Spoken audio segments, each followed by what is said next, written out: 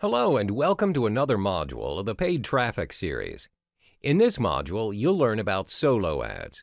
This module equips you with the relevant information to generate traffic via solo ads. First, the basics. What are solo ads? To make it simple, solo ads is a form of advertisement sent out to an entire or a portion of an email subscriber list. The rule is you are purchasing your intended audience or targeted traffic in the form of a mailing list. Your main goal is to drive them to your landing page. You may also purchase solo ads to promote an affiliate link. Where do you find your targeted audience on your intended mailing list? Generally, when you have ideal audiences in mind, you have two choices. You may deal with a solo owner where they have already established their own mailing list in a specific niche. You may also contact an ads broker who acts as an agent for this business. This will be further discussed in the following modules. When you purchase a solo ad, the emails sent to your audiences are dedicated emails. This means the emails revolve entirely around the product or service you intend to promote. The emails are focused on a particular niche area depending on the product or service advertised. This may range from the selling of supplements to fitness campaigns. In a nutshell, solo ads work best for those intending to drive quick traffic in large numbers. This can be applied in contexts where you are about to launch a product or if you need traffic to be sent to a web page immediately. In the next module, we'll be talking about how solo ads work in detail and how and where to purchase your solo ads.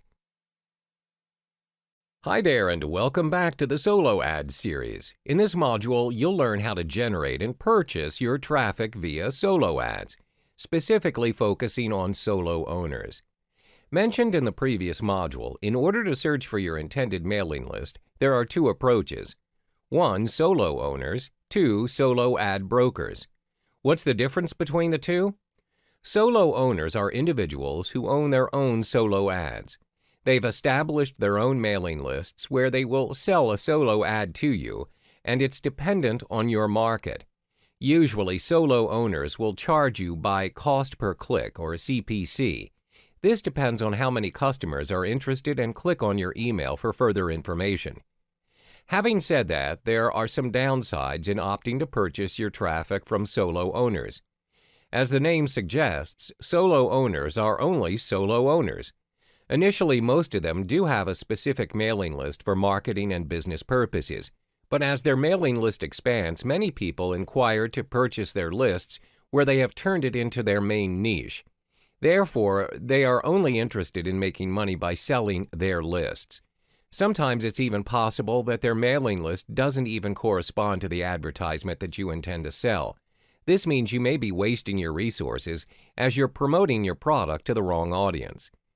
Secondly, certain markets or niches have very few solo owners as the market can be relatively new or it's not been explored much by consumers. For instance, markets that cater towards very specific products for very specific audiences. Example, supplements to control the sugar level of diabetes patients. As a result, you may find some difficulties in generating or finding suitable mailing lists for you via solo owners.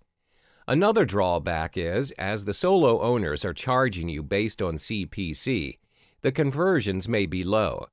As stated earlier, some of the mailing lists would not entirely hit the bullseye for you as the audiences are a mismatch. Now, you've understood solo owners. In the next module, we cover another vehicle to generate your traffic, which is solo ads brokers. Hey there and welcome back. We explore another initiative to generate your traffic which is based on solo ads brokers. By the end of this module, you'll be able to weigh your choices in generating traffic. What are solo ads brokers and how do they aid you in generating traffic? Solo ads brokers are individuals who may manage 20 to 30 mailing lists assigned by their respective owners. They observe the progress of each list carefully. They're also known as the agents of solo ads, just like how real estate agents function in the property investment scene. They know which lists are active and which aren't. They also have an idea of the list's interests and how many clicks are made per list. They are paid by the list owners, and they will usually charge you a base on cost per thousand, CPM. Therefore, you don't have to worry about the cost, as it is highly unlikely for them to charge you unreasonably. How do we measure CPM? CPM is a jargon referring to the cost of media vehicle reaching 1,000 audience. We will be discussing that in more detail in the following module. Usually, how solo brokers work is they advertise you on the traffic you should purchase based on available lists. When you test run your solo ad and you find it is not generating the amount of traffic you want, you can always go back and discuss about the problem that you're facing to your solo brokers. They are more than willing to help and compensate for your loss by doing what they call a make good, where they'll try to improve the situation. They'll either provide you with another mailing list or they'll give you discounts in your future purchases. It is in their nature to ensure that their customers have a good experience. That's because their goal is to sell as many lists as possible to the right market, and they want their customers to come back and make another purchase with them in the future. They want to be in the business for the long haul. This kind of transaction is also made available through Facebook Solo Ads Group. It can be a public or a closed group. In a particular group, there will be solo ads brokers or vendors, as well as the buyers. The brokers advertise the lists that they sell. Meanwhile, the customers who purchase the lists can publish testimonials on the group's page. Therefore, the members of the group will get direct feedback, and this will enable them to weigh their selection of lists. Examples of solo ads Facebook groups are as follows. 1. Solo ads and funnel clicks market.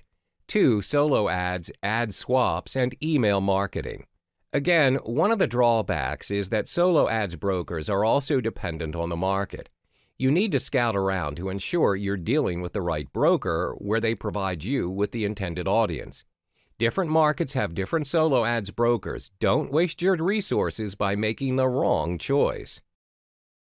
Hi there, and welcome back. In this module, we provide you with the golden rules to ensure your solo ad success. The two rules focused on in this chapter are to identify your target audience and secondly, to be specific in your advertising.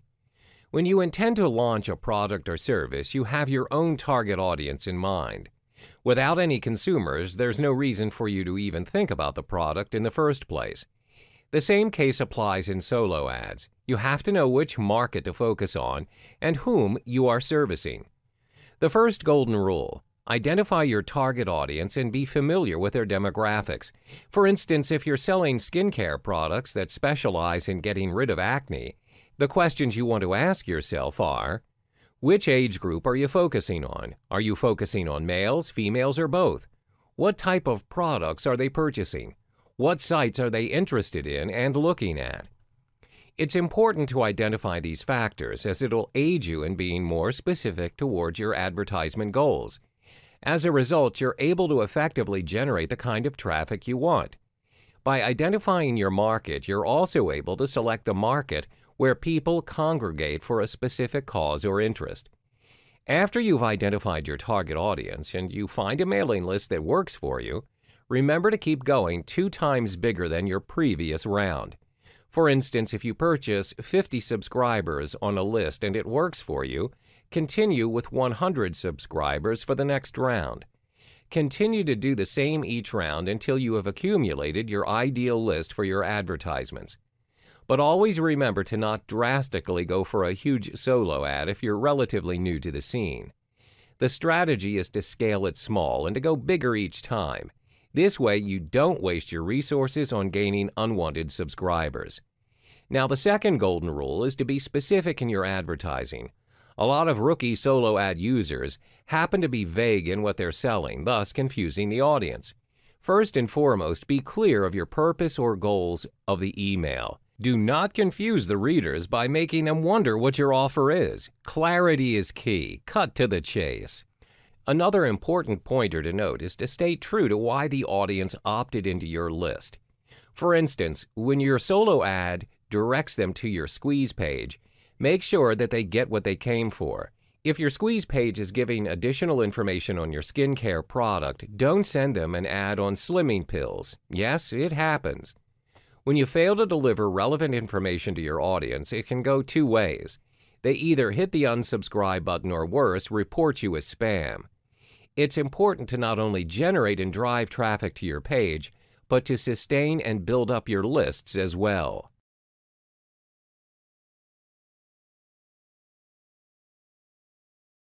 We've come to the final chapter of the Solo Ad series. In this final module, you'll be testing out your ads.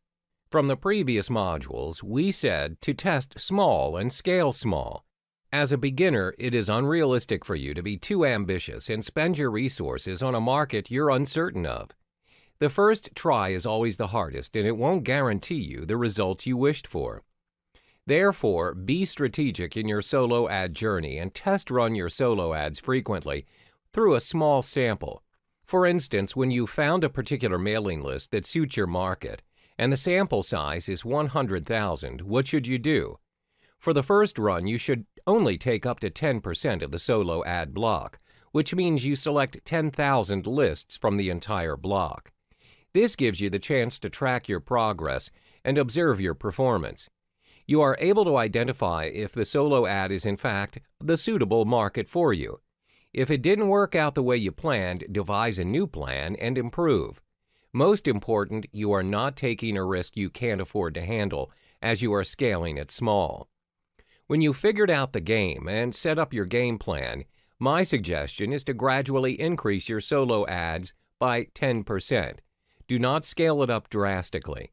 Remember, consistency and sustainability is always key.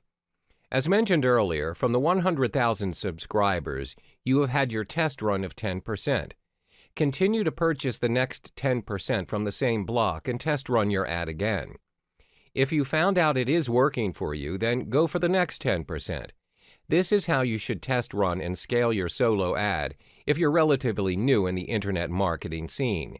Keep going and increase your momentum by 10%.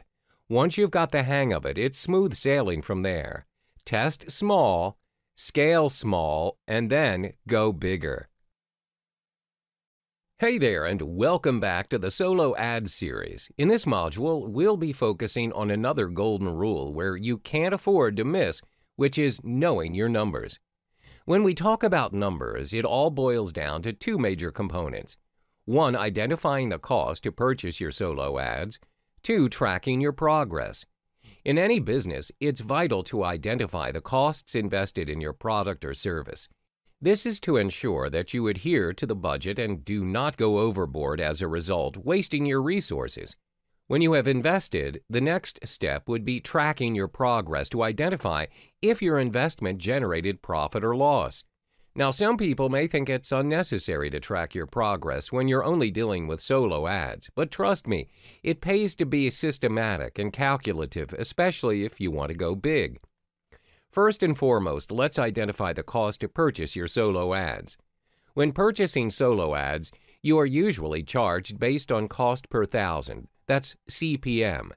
CPM is a marketing jargon and is the most common method in pricing web ads. It refers to the cost of a media vehicle reaching 1,000 people in audience. Some solo ad sites will charge you based on their fixed rate.